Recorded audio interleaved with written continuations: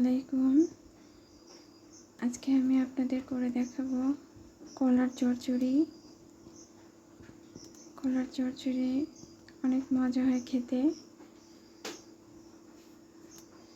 কাঁচকলা না, এটা আমরা সাধারণত পাকলা যে কলাটা খাই, এটা সেই কলা। যে আমি মাছ নিয়েছি আর এই যে মরিচ কেটে নিয়েছি, দেখুন পেঁয়াজ দিয়েছি চুলায়। আর এই যে দেখুন, এটা এই যে সেই কলা, যে কলাটা পাকলে আমরা খাই। এটা রংপুরের মানুষ খুব ভালো চেনে।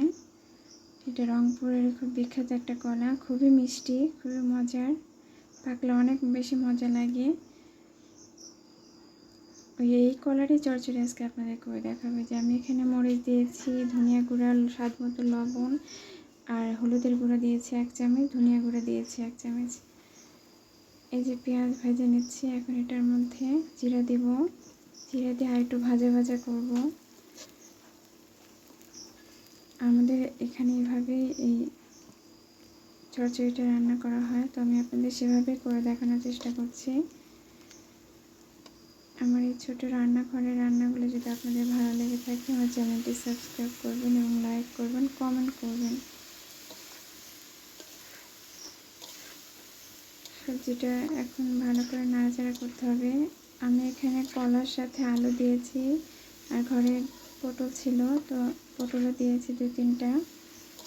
আপনারা আপনাদের পছন্দ মতো সবজি মিশিয়ে নেবেন। এখন ভালোভাবে তরকারিটা মাখিয়ে নিতে হবে।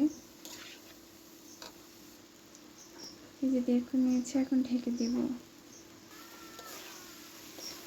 ভালো করে ভাজা ভাজা হয়ে গেলে এই যে দেখুন মাছ, আমি এই মাছ দিয়ে চচ্চড়ি করছি। আপনার ইচ্ছে মতো আপনাদের মাছ দিয়ে চচ্চড়ি করতে পারেন। আমার ঘরে মাছ ছিল, মাছটা এখন দিয়ে দিব।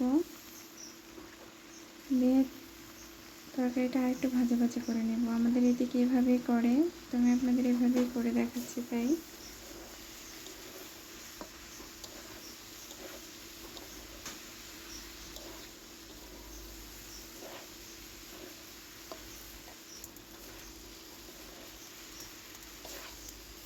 নিচে যাতে লেগে না যায়, অল্প আছে তরকারিটা ভাজা ভাজা করতে হবে, মানে আংসাতে হবে।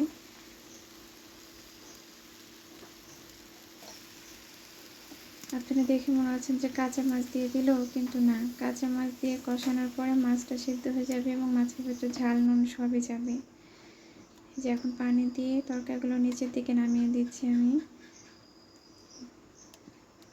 তারপরে পুরোপুরিভাবে বলক আসার পরে ঝোলটা একটু দেখে, লবণ দেখে আবার প্রয়োজনে লবণ দিয়ে ঢেকে দেবেন। এই যে দেখুন পুরোপুরি বলক এসে গেছে।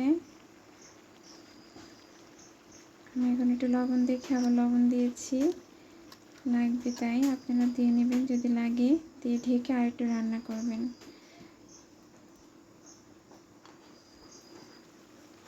যদি মনে করেন যে না বেশি শুকনো শুকনো করবেন, তাহলে শুকিয়ে নেবেন। আর যদি মনে করেন যে না একটু মাখো মাখো খাবেন, তাহলে একটু ঝোল ঝোল থাকতে নামিয়ে নেবেন। আমি একটু শুকাবো, তার জন্য যে কড়াইটা কাত করে করে শুকিয়ে নিচ্ছি, পানি আছে কিনা দেখছি। আমি সবসময় মাটির চুলাতেই রান্না করি। এই যে দেখুন পানি শুকিয়ে নিয়েছি, আর এই যে হয়ে গেছে চচ্চড়িটা। আপনারা আপনাদের পছন্দ মতো সবজি দিয়ে করতে পারেন। এই কলার চচ্চড়িটা খেতে খুবই মজা হয়, করে দেখবেন একবার আপনাদের মতো করে। বাসায় অবশ্যই একদিন করবেন, দেখবেন ভালো লাগবে। এই যে দেখুন